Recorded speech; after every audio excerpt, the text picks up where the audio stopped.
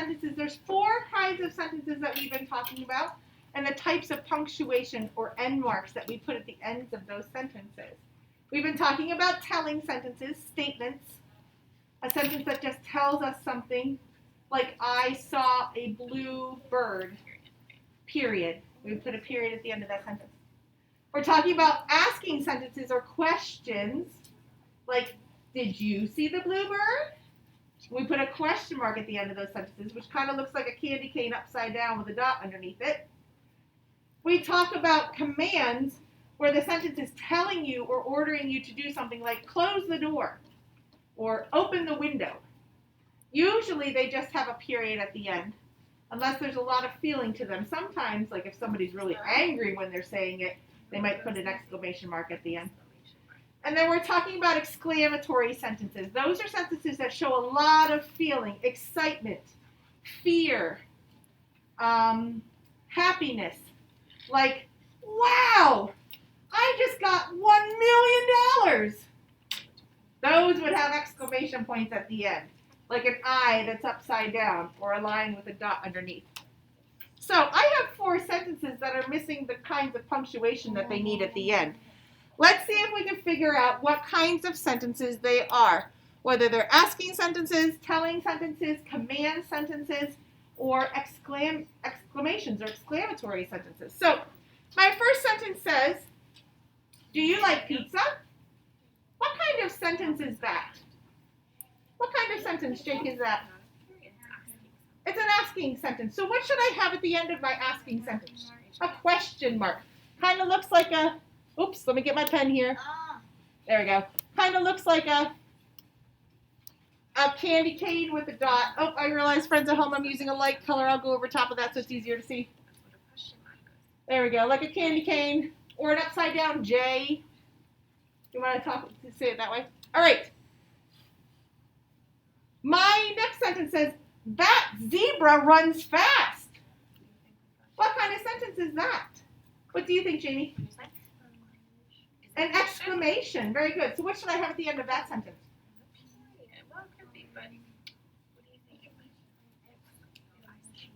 Yeah, either an exclamation point or sometimes we call it an exclamation mark, which kind of looks like a lowercase I upside down. That zebra runs fast. Put your shoes away. What kind of sentence is that, Levi? It's an exclamation mark. No. Period. Listen to the question I'm asking you. What kind of sentence is it? It's a command. It is a command, right. What should I have at the end of this sentence? Period. A period. Am I showing a lot of excitement in this one when I say put your shoes away? No. Now, if I say it like this, put your shoes away, then maybe I would put an exclamation point at the end because I'm showing a lot of feeling with it. My last sentence, this is a green frog. What kind of sentence is that, Logan? It's a telling sentence. Right, it's a telling sentence, so I should have what at the end? Just a period at the end, okay? So those are the 4 different kinds of sentences we've been talking about. Questions, exclamations, commands, and statements or telling sentences. There will be an activity in Seesaw that we'll do in a little bit, but before we do that, I want to go over some other things first. Now I would like you to get out your reader's notebook. I'm going to switch screens here and get out my reader's notebook. And I would like you to turn to page 42. 42 in your reader's notebook. That's your soft reading book. Turn to page 42. It should say multiple meaning words at the top.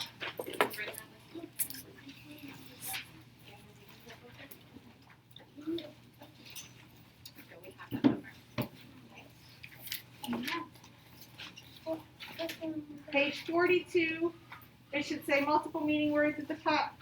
And it looks like it has a picture of a cat and a dog. Cat chasing a dog, and then maybe 2 friends looking at a book at the bottom.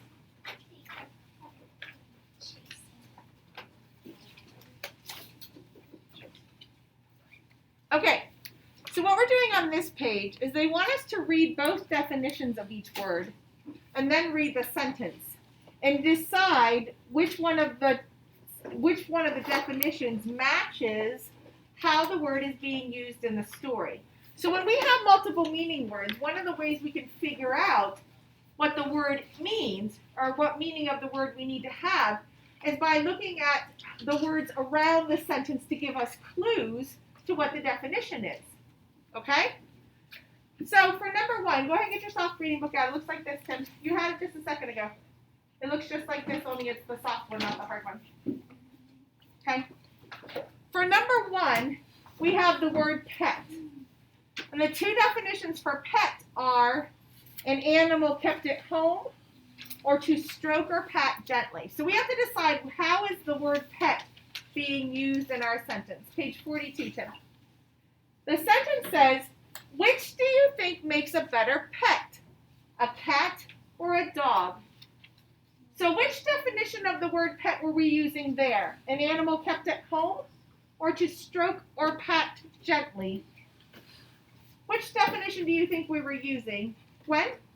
An animal kept at home. An animal kept at home. What makes you think we were using an animal kept at home? What kind of word clues did we have in that sentence? Which do you think makes a better pet, a cat or a dog? The word pet. Okay, the word pet, yes. But how did we know that we were talking about the animal kept at home? What other word clues in that sentence help us guess that that was the good definition that we needed? Because dogs could be a wild animal, but most of the time they're a pet animal. And cats could be a wild animal as well, but they also could be a pet animal. So that's how I knew the word cat, and dog. Right, we see the words cat and dog. Very good, Gwen. We see the words cat and dog. When we use the word cat, you probably already think of just a small house cat, right? Because if we're talking about a wild cat, we usually call it something else, like a lion or a leopard or a tiger or a panther. Or a bobcat. We don't usually talk about those cats by just saying cat, right? We usually call it a different kind of cat name. The same thing with dog. When you see the word dog, you probably picture a dog that could live in your house, like a German Shepherd or a little Chihuahua, I call them Chihuahuas, or a Pomeranian, or whatever kind of dog you might have, a golden retriever, that kind of thing. When you think of a wild dog, you probably think wolf, or coyote, or hyena.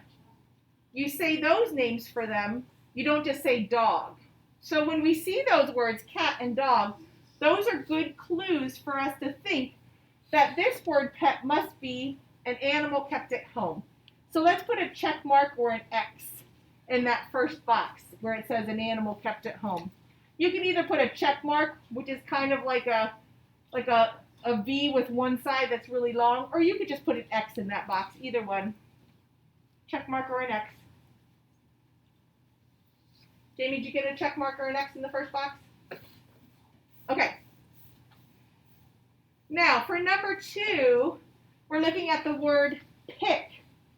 Now, pick could mean to take something with your hands or to choose something or someone.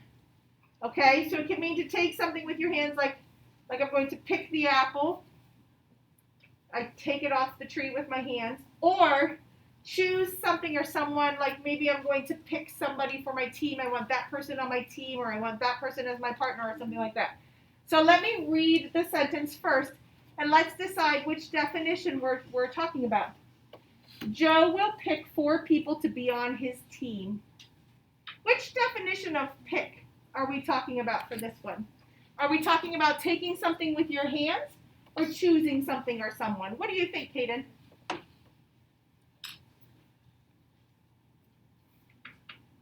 Joe will pick 4 people to be on his team. Are we talking about taking something with your hands? Or are we talking about choosing something or someone? Choosing something or someone. Okay, what clues in the sentence help us pick that definition? Joe was picking some friends for his team. So what words in the sentence helped us find that clue? What words specifically in the sentence helped us find that clue? Team was one of them. What else? Pick. Well, that's the word we're looking for, but what other clues in that sentence help us understand that he was choosing something or someone? We see the word team, and we also see what? People. People. Very good. Yeah, so when we see the word people and we see the word team, that can make us think choosing something or someone. So put a question, or not a question mark, put a check mark or an X in the second box for this one. Now, number 3 is the word cool. Cool. That's so cool. No, anyway, cool can mean really cold, or it can just mean cold. It can mean neat and interesting. That's when you say cool instead of cool. Okay, now the sentence says the winter air was cool and windy. Which definition am I talking about there? Am I talking about being cold, or am I talking about being neat and interesting? What do you think, Logan? Cold.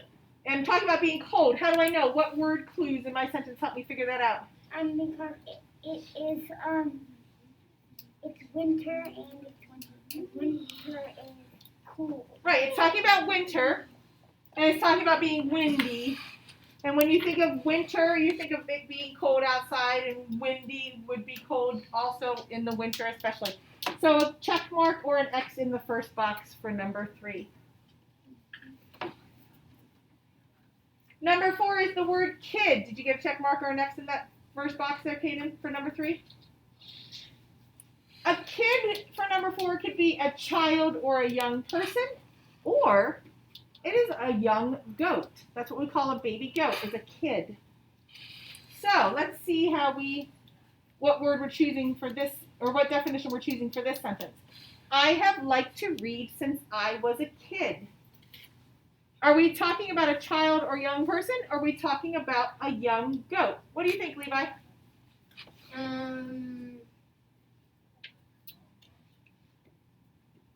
A young goat. So you think in that sentence we're talking about a young goat? No. Okay, so what do you think we're talking about then?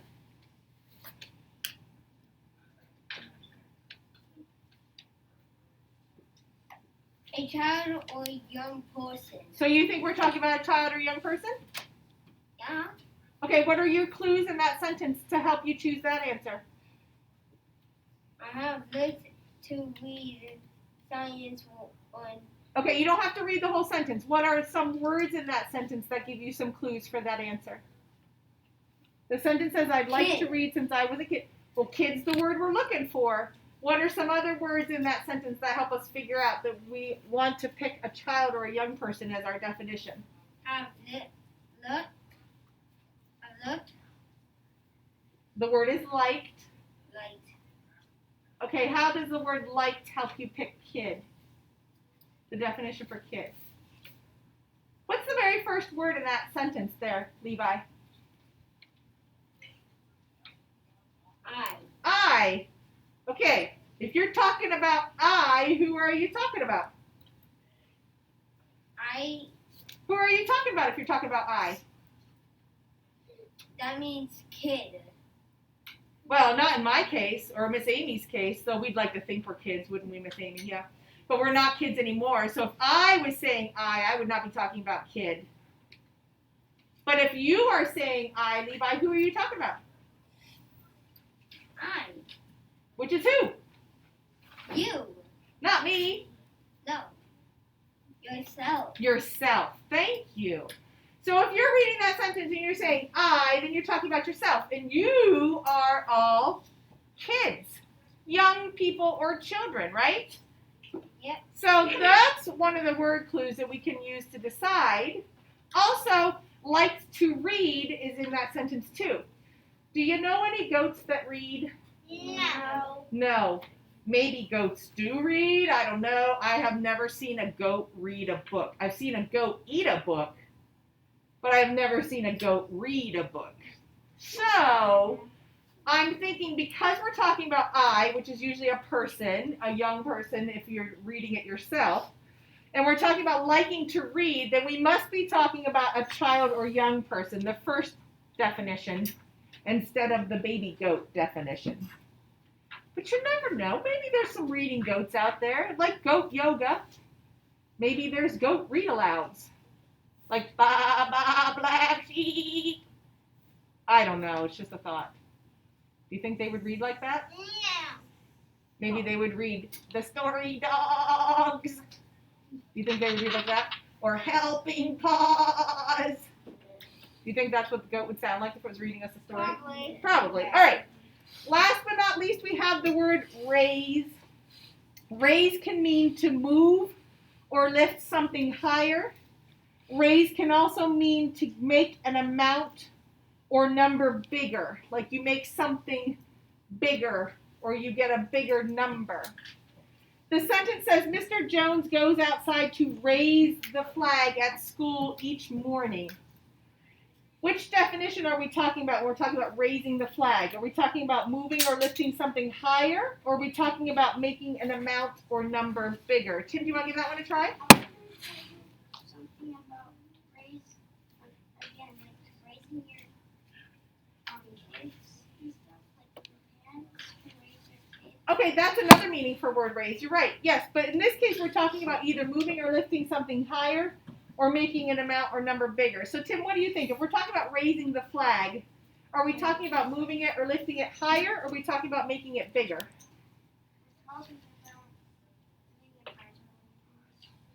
We're not talking about doing the Pledge of Allegiance this time.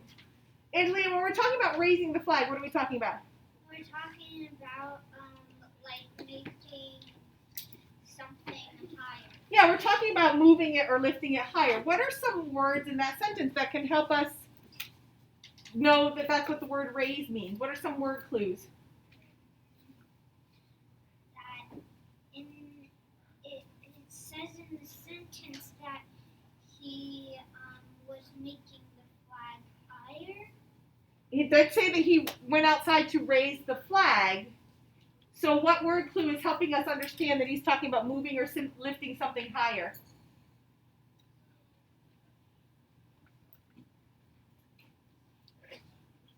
What do you think, Levi? Lift something higher. Right. What word clues in that sentence is letting us know that we want to pick that definition to lift something higher? What is he raising in that sentence? Gwen? He's raising a flag. He's raising the flag outside. Have you ever seen the flag outside? Yeah. If you pull up to the front of the building, it's on this really big pole. It's way up in the air, isn't it? Mm-hmm. Now, when I went to school back in the day, before the dinosaurs died, we didn't have flags then. We just had little leaves. No, I'm just joking. Anyways, so when I went to school, when I was your age, that was actually a student job. We would go outside with like the head custodian or sometimes the principal, and somebody at the very beginning of school would raise the flag every day. I don't know, Miss Amy, did they ever do that in your school, or is that just kind of my thing? No, we never did that. Okay, that was probably just my backwoods mountain Hickville town that did that, because I grew up in the middle of nowhere. But anyway, so besides the point, so we would actually hook the flag onto the clips. We would clip the flag, there you go, vocabulary word, onto the hooks that were on the flagpole rope, and then we would pull the rope. A student would have the job of pulling the rope so that the flag went all the way up to the top of that pole. And then the head custodian or principal, whoever was out there with us, would help us attach it so that the rope would stay tight till the end of the day. And then at the very end of the day, we would bring the flag back down at the end of the school day. We'd go in reverse, bring the flag back down, and there was a special way we had to fold that flag before we could put it away. But when we raised the flag, we made it higher. We made it go up into the sky so that it could flap around in the breeze for the day while we were gone, or while we were inside the school building. Okay? So make sure you put a check mark or an X for the first definition. Yes, Gwen, did you have a question? It was actually a college sentence, but I forgot it anyway. Okay, fantastic. All right, so to figure out the meanings of words, we can always use word clues around that word to help us decide what it's talking about. Now, one more thing that I want to go over before we do some practice activities in Seesaw in our skills and context test. I want to go back in our reader's notebook, go backwards to page 37. So flip back a couple pages until you find the page 37.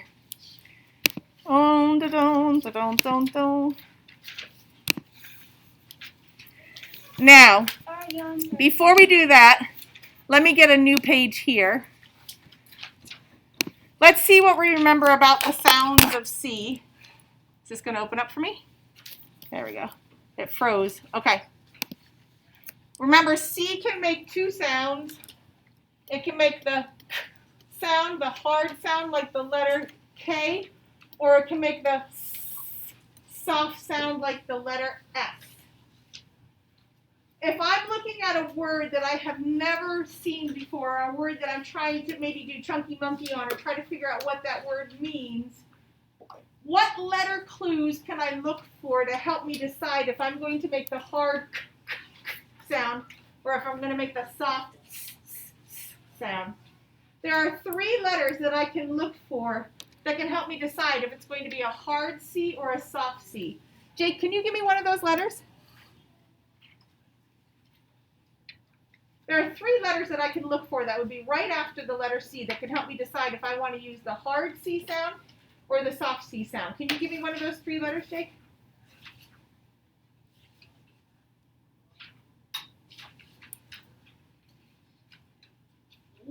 E is one of them. So if I see an E, what's another one of those letters? Rosemary? Y is another one. And there's one more letter that I could look for that might come right after the letter C to decide if it's going to be a hard C sound or a soft C sound. Logan, do you remember? I.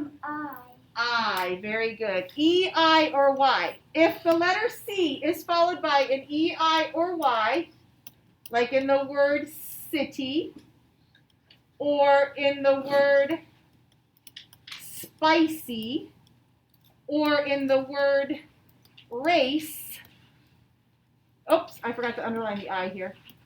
If you see an E, I, or a Y right after that letter C, 99.9999999999999% of the time it is going to be the soft C, the sound.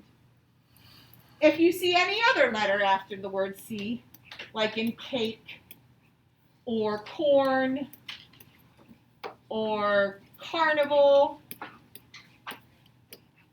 or cut, if you see any other letter after the word C, you're going to hear the hard the K sound. Okay? So now, looking at your Reader's Notebook, page 37, let me flip back here in my screen. We have to complete some sentences about Cal and Cindy. We need to use words from the box. Some of the words have the K sound, so we want to use the words with the K sound for Cal, because Cal starts with the sound.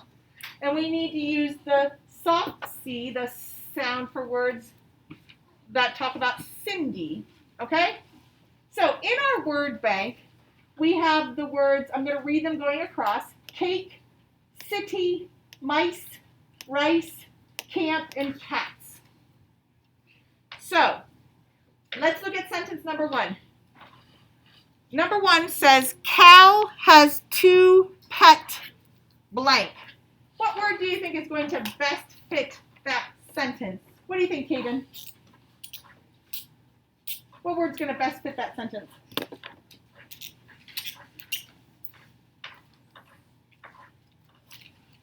We have cake, city, mice, rice, camp, and cats. What's going to best fit that sentence?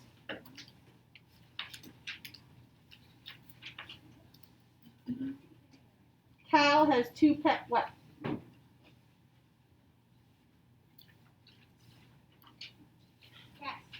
Cats.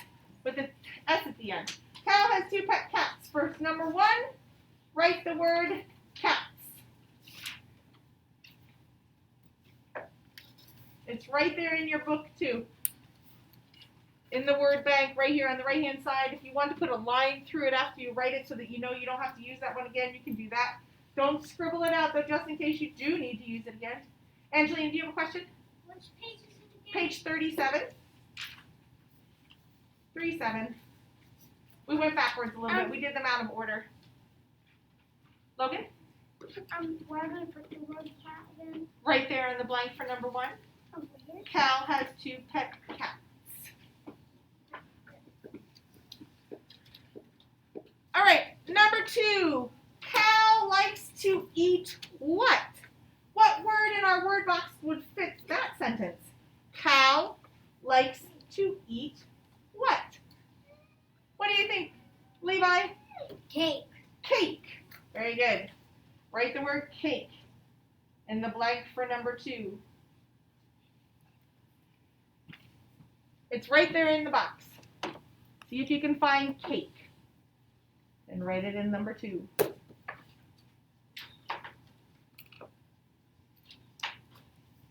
Mackenzie, you really should have your screen on so I can see that you're getting your work done, hon.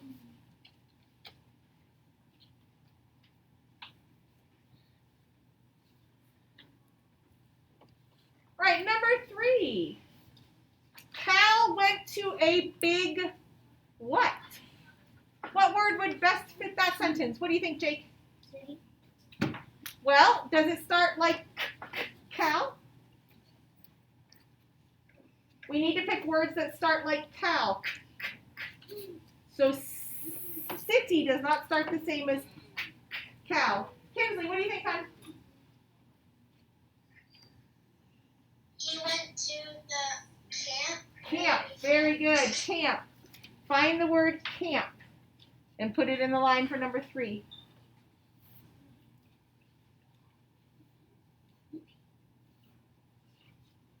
And if you want to put a line through that in your word box, you can. That's fine.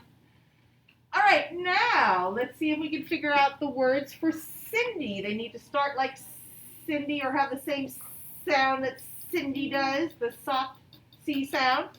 Cindy has 2 pet what? What does she have 2 pet of there, Jamie? Mice. Mice. There's an E following that C in the word mice, so it is the soft sound. Mice.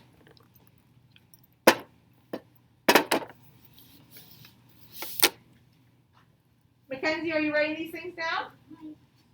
Okay. Number 4, Cindy likes to eat what? What does she like to eat, Valerie? Rice. There's an E following the C in rice. Soft C sound like in Cindy. Come on, Kaden, let's go. Get it written in there. Kaden, you really should have more than 1 pencil. You should have a whole box of pencils with you so that you don't have this problem day after day after day. Get a colored pencil out that's like dark gray or dark black so that you can write on your book. Let's go. You need to have all your pencils with you every day. It's part of being prepared. And then last but not least, Cindy went to a big what? There's only one word left. It must be what, Angelina? Kid? Well, it has an I next to it. Which City. City, right. City, very good. Because it has a soft C sound like Cindy. All right, awesome sauce.